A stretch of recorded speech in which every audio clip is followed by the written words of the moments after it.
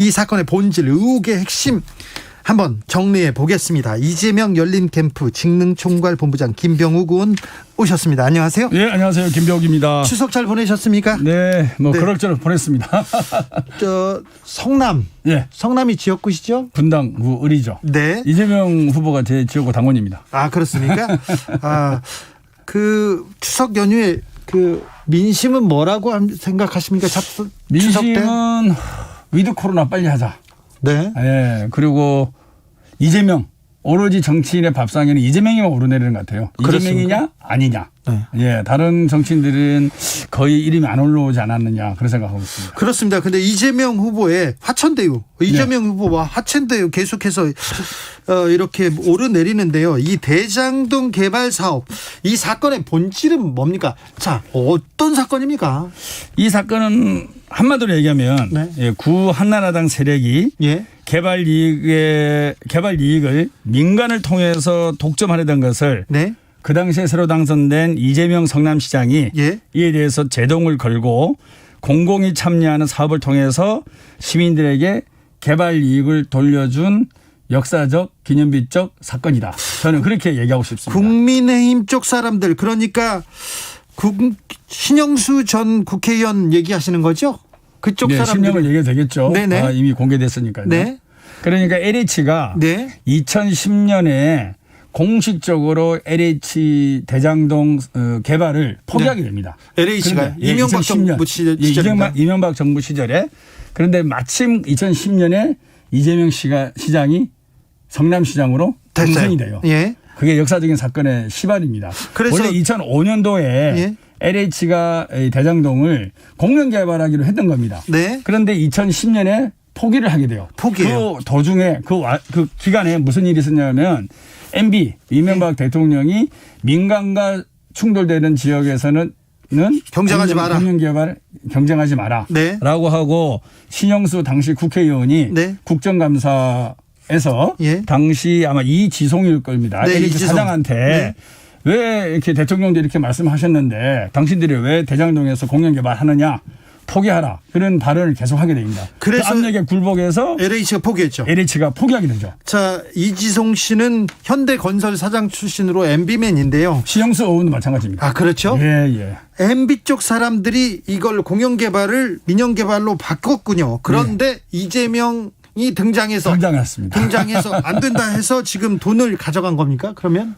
민간 개발업자들에게 가져갈 이익을 네. 100% 환원은 못 하고요. 네. 현재 지금 기록상으로 한 5,500억 정도를 네. 성남 시민들에게 돌려준 거죠. 자, 환원시킨 그럼 거죠. 이명박 전 대통령 주변 사람들이 그리고 신영수 전 의원을 비롯한 이명박 전 대통령 주변 사람들이었고요. 그분들이 개발해서 다 가져가려는데 이재명이 딱 등장해가지고 5,500억 원을 환수한 그런 사업이다. 여기까지는 이해했습니다. 여기까지는. 그런데 그때 당시에 이재명 시장이 당선이 안 됐으면 네. LH가 공영 개발을 포기하고 네. 민영 개발로 갔을 겁니다. 그 민영 개발 도중에 신영수 동생이 개입됐다고 하는 그 발표도 있었고 또 구속이 됩니다. 나중에. 네, 이분이요. 네, 그래서 쭉 그 구한국당 시절에 토건업자들과 개발 사업자들이 네. 함께 민간 개발을 해서 이익을 독식하려던 그 즈음에 이재명 시장이 당선이 되고 공영 개발로 전환을 하는데 공영 개발을 100% 할 수 있는 이제 힘이 없는 거죠. 네. 자금도 없고 조직도 없고 경험도 없고 그래서 민간 사업자 공모를 하게 되는 겁니다. 거기서 화천대유가 등장합니까? 아니죠. 그게 잘못된 겁니다. 화천대유가 등장하는 게 아니라 네. 하나금융 컨소시엄입니다. 아, 그래요? 다시 말해서 민간 사업자를 공모를 하는데요. 민간 사업자 공모. 네. 거기까지 이해했어요. 민간 사업자 공모를 하는 거는 아까 말씀드렸잖아요. 이유를 네. 100% 공영 개발을 하기에는 돈이 없다. 여러 가지 돈도 없고 네. 조직도 없고 경험도 부족하다. 네. 그리고 워낙 대규모 사업이다. 이렇게 된 거죠. 그래서 하나금융 컨소시엄을 공모해서 선정합니까? 공모입니다. 그걸 네. 수의계획했다 이런 가짜 뉴스가 나도는데요. 그건 전혀 사실이 아니고요. 잠시만요. 여기서 정리할게요. 그러면 예. 자, 민간 개발로 너무 돈을 많이 버니까 성남시가 나서서 안 돼.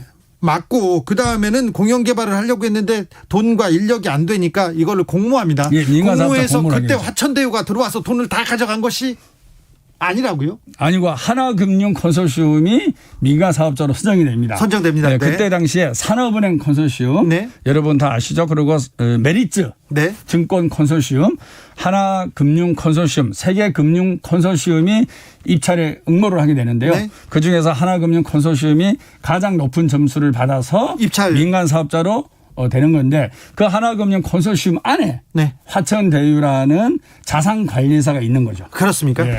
입찰 과정은 투명했습니까? 여기까지는? 예, 입찰 공고기간이 한 20일 이상 됐었고요. 하루 아니었어요? 아닙니다. 그것도 이제 가짜뉴스인데 공고기간이 20일이 된 거고요. 예. 하루 만에 예.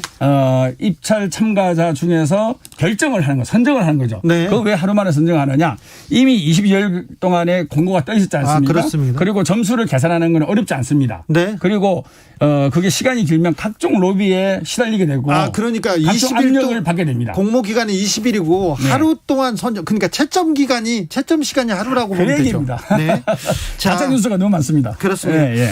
자, 자산관리사가 컨소시엄에 포함되면 가산점 20점 준다 뭐 이런 얘기 있었죠. 예, 그거는 자산관리 회사를 설립을 해도 되고요. 네. 설립을 하지 않더라도 네. 그 사업 계획과 앞으로 추진 계획을 적시를 하면 점수를 주게 돼 있는 겁니다. 네. 그거는 큰 변수가 아니고요. 전체 만점 중에서 20점밖에 차지하지 않습니다. 그렇습니까? 예. 근데 화천대유한테 몰아주려고 이익을 몰아주려고 이거 한 거 아니냐 이런 얘기도 있어요. 아까 말씀하신 대로 이 민간 사업자는 하나금융 컨소시엄이고요. 네. 하나금융 컨소시엄이 모든 책임을 지고 네. 이 인허가라든지 그다음에 준공이라든지 분양이라든지 가는 걸 해 나가는 거요. 근데 실질적으로 이런 하나금융 컨소시엄은 SPC 그러니까 사람이 없는 법인입니다. 네. 페이퍼 컴퍼니라고 하죠. 네. 실제 그러면 이 일을 할 회사가 필요하지 않습니까? 네. 그게 바로 AMC 자산관리회사라고 하고 그 이름이 화천대유입니다. 그래서 네. 이거는 하나금융 컨소시엄이 그때 같이 들어온 데가 어디냐면 하나금융하고요. 하나은행 그다음에 국민은행 그다음에 기업은행 동양생명 이런 금융회사와 화천금융 이렇게 함께 들어오게 됩니다. 그래서 네. 그 실무를 화천대유가 한 것이지 화천대유가 주된 사업자고 하나은행이 들어가 있는 게 아니고요. 하나금융 컨소시엄이 민간 사업자이면서 그 안에 실무를 하는 화천대유가 있다. 자산관리회사다. 이렇게 알겠습니다. 해석을 하는 게 맞습니다. 0545님 대장동 사업 너무 복잡한 것 같은데요. 화천대유에서 5천만 원 투자해가지고 500억 이상 벌어갔다, 뭐 11만 배 벌어갔다, 이렇게 네. 만 배 벌어갔다 이렇게 얘기하는데 팩트는 뭔가요? 정말 저는요 그 당시 그 대정부 질의 때 윤창현 국회의원이 그 주장을 했고 네. 우리 김부겸 총리님이 사실 이게 어렵잖아요. 네. 그래서 상식밖에 일이다 이런 답변을 하면서 커지게 됐지 않습니까? 네. 저는 정말 윤창현 의원한테 좀 서운해요. 그분이 그래도 박사고 네. 대학 교수 출신인데 네, 삼성하고 수익률 일만 했어요. 계산을 그렇게 한다라는 것은 정말로 이 경제학을 배운 사람으로서는 그렇게 하면 안 되거든요. 네. 자본금은 말 그대로 법정 자본금이에요. 네. 법인을 설립하기 위한 필수 그렇죠. 금액이 자본금이 되는 거 실제로는 투자금을 봐야 되는 거거든요. 그렇죠. 투자금 대비 수익을 얼마를 봐야죠. 벌었는지. 근데 화천대유라는 회사가 초기에 이게 부동산 개발 사업이 다 아시다시피 하이리스크 하이리틀 아니겠습니까? 예. 그래서 지주작업도 해야 되고 주민의 동의도 얻어야 되고 민원도 해결해야 되고 그다음에 인허가도 밟아야 되고 여러 가지 과정이 있지 않습니까? 네. 그래서 상당한 돈이 들어갑니다. 자기들 주장으로는 350억이에요. 그리고 나중에 하나금융에서 PF를 하는데 7천억 정도 하게 됩니다. 네. 그 7천억에 대한 연대 보증을 또 설 수밖에 없어요. 화천대유가. 예. 이런 것들이 다 투자금에 들어가야 되는 건데 이런 걸 다 빼고 자본금 5천만 원을 분모로 하고 분자를 500억으로 해서 네. 뭐 10만 프로의 수익률을 냈다. 그것은 정말로 좀 그렇죠. 가짜 경제학자죠. 그렇죠. 예. 그 자본금 대비 수익률을 내는 데가 그런 셈법은 없죠. 없습니다. 예, 전혀 투자금이 없습니다. 얼마 들어갔는데 예. 얼마를 받았다 여기까지. 예. 자, 예. 그런데 그리고 그 수익이 안 나면 그 투자금은 다 날리는 거죠. 알겠습니다. 예. 홍영표님께서 권순일 전 대법관이 거기서 왜 나와요? 그러면서 원유철 전 의원은 왜 나오고 곽상도 아들은 왜 나오고 박영수 특검은 왜 나오고 이런 얘기 있지 않습니까? 글쎄요, 이제 나중에 뭐 더 좀 진행 사항을 봐야 알겠지만 이 김모라는 이 대주주가 네. 사실은 제가 보면 이제 곽상도 아들은 같은 동문이거든요. 네. 예, 뭐 대학 동문이고 그다음에 원유철 네. 예, 한국당 대표도 거기 이름이 오르지 않습니까? 네. 그분은 또 고등학교 선배라고 알고 있습니다. 네. 그러니까 학연, 뭐 지연 등등을 활용해서 언론인 출신이지만은 겸직을 통해서 네. 비즈니스 쪽에 관심을 가지면서 자기 비즈니스의 성공을 시키기 위해서 네. 자기 주변 인맥을 최대한 동원한 전형적인 사업가다 그런 네. 생각을 하고요. 그 등장하는 인물들을 보면은 거의 대부분이 구 한국당 인물입니다. 네. 거의 우리 그래서 화천대유는 누구 겁니까? 이렇게 현수막이 붙어 있잖아요. 네. 실제는 곽상도 아들하고 원효철 의원한테 물어봐야죠. 네. 곽상도 아들은 7년간 근무했지 않습니까? 네. 그럼 알 거예요. 누가 실질 대주주인지. 알겠죠. 예, 원효철 의원도 알 거예요. 거기서 돈을 예, 그럼 받았으니까 자기들한테 알겠죠. 물어봐야지 왜 그걸 우리한테 물어보는지 이해가 안 갑니다. 아무튼 이 그 전 고위공직자들이 여기서 돈을 받았으면 어떤 역할을 했을 텐데 공모 사업 선정 과정에서도 그러면 이재명 성남시장한테 로비하거나 그랬지 않았을까요? 저는 이제 시점을 봐야 되는데요. 네. 예, 시점을 봤는데 시점은 제가 정확하게 보지는 못했습니다. 근데 이성문 그 대표가 그 얘기 했잖아요. 자기는 이재명 시장하고 일면식도 없고 네. 재판 과정에서 딱 한 번밖에 본 적이 없다라는 얘기를 했고요. 저도 같은 분당에 그 당시는 국회의원이 아니었지만 네. 지금 국회의원은 저도 이성문이라든지 김만배 씨를 전혀 모릅니다. 네. 그분들의 오로지 로비의 대상은 제 생각으로는 검찰과 법정이었던 것 같아요. 정치인보다는. 네. 그래서 아마 이재명 지사님하고도 전혀 관계가 없다는 생각을 확실히 하고 있습니다. 그래서 자. 본인도 단 1원이라도 받았으면 네. 제가 바로 모든 걸 내려놓겠다. 그렇게 호언장담하지 않았습니까?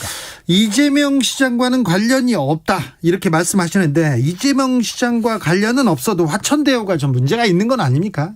그렇죠. 뭐 부동산 개발업 자체가 국민들 눈높이나 국민들 정서로 봤을 때는 네.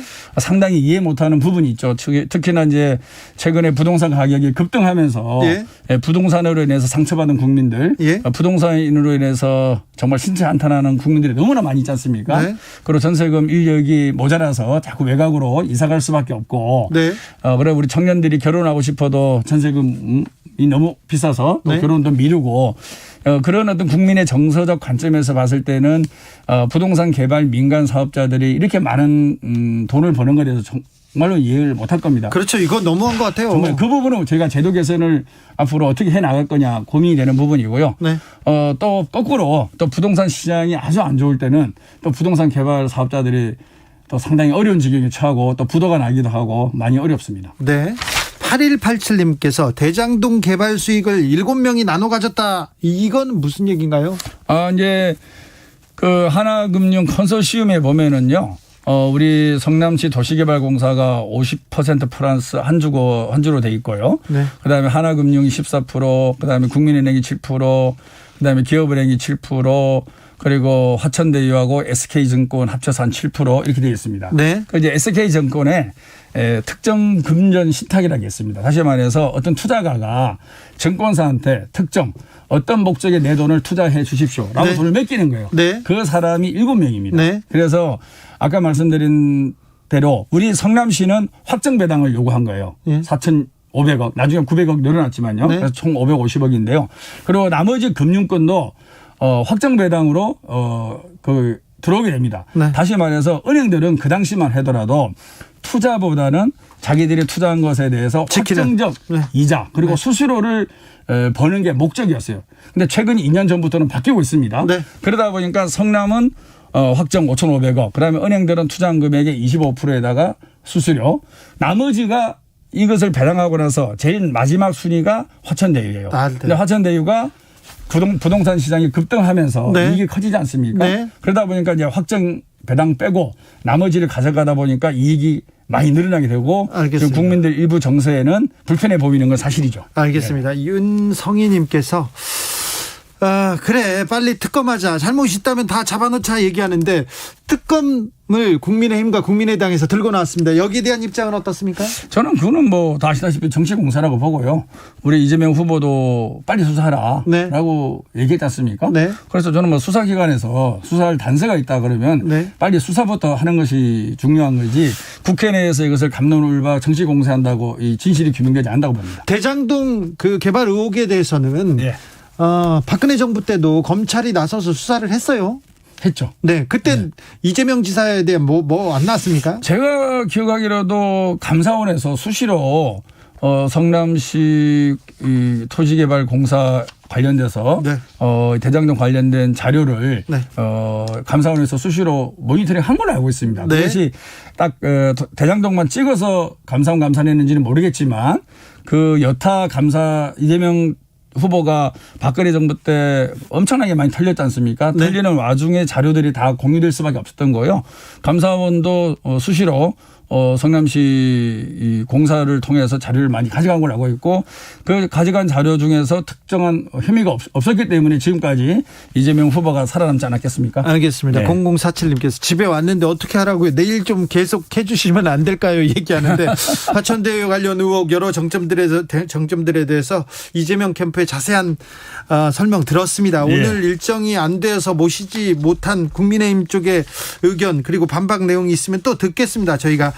자, 김병국 의원님. 예. 이거 말고 이거는 이 의혹은 해소하겠다. 이 질문은 해소하겠다. 그런 게 있습니까? 제가 어느 정도는 정리가 됐습니다. 네. 그러니까 이 건은요. 쉽게 얘기해서 아까 말씀드린 대로 토지 개발을 통해서 이익이 날 가능성이 많은 개발 사업을 이재명 시장이 본 거예요. 네. 야, 이 이익을 특정 민간 개발업자가 독식하는 것은 바람직하지 않다. 네. 그리고 우리 성남시에 많은 현안들이 있는데 이 성남시의 현안을 해결하려면 재원이 필요한 거고 네. 그 재원을 마련하다 보니까 이 대장동과 제1공단 또 얘기하면 길어지는데 제1공단을 결합 개발을 시도를 한 거죠. 네. 그런데 이 공영 개발을 하려다 보니까 현실적 한계가 있는 거죠. 그래서 민간과 손을 민간 잡았어요. 사업자를 공모를 한 거예요. 네. 이게 바로 저는 이재명의 실용 정치의 진수라고 봅니다. 네. 절대 무리하지 않고 방향은 잡되 우리가 처한 현실을 제대로 분석을 해서 현실에 맞는 방법으로 최대한 성남시의 이익을 얻게 한 것이고요. 네. 하루 만에 화천대유와 손을 잡은 것은 또 절대 아니다. 아니죠. 네. 화천대유 손잡은 건 없고요. 하나금융 컨소시엄이 민간 사업자입니다. 네. 그걸 분명히 좀 해 주십시오. 알겠습니다. 네. 화천대유가 사업자가 아닙니다. 알겠습니다. 네. 여기까지 듣겠습니다. 네. 김병욱 열린캠프 직능총괄 본부장이었습니다. 예, 감사합니다. 정치 피로, 사건 사고로 인한 피로, 고달픈 일상에서 오는 피로.